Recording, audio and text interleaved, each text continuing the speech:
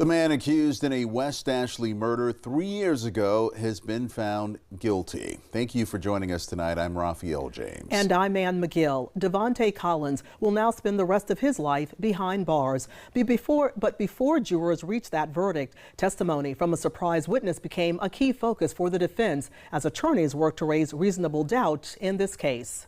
Live 5's Elijah Brown joins us tonight from the courthouse with more details.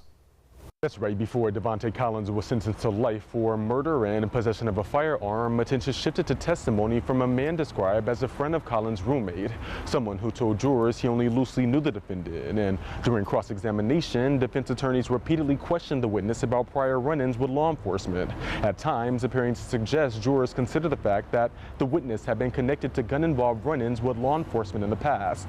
But the witness pushed back repeatedly, reminding the court his past had nothing to do with the shooting and saying he simply opened the door for Collins the night he showed up at his home. That testimony later became part of Judge Murphy's sentencing today. Mr. Collins, in presiding over this case, it's very difficult to ascertain how someone can walk up to somebody that did them a favor and just basically execute them, walk away without any kind of look that they were concerned at all as to what they have done. This might be your first offense, but I certainly can't take the chance of you being out in the community to make it a second offense. On indictment 2023 GS 1005113, you're hereby committed to the State Department of Corrections for the remainder of your natural life. And like mentioned, Collins was sentenced to life in prison. Reporting out here in downtown Charleston, Elijah Brown, Live 5 News.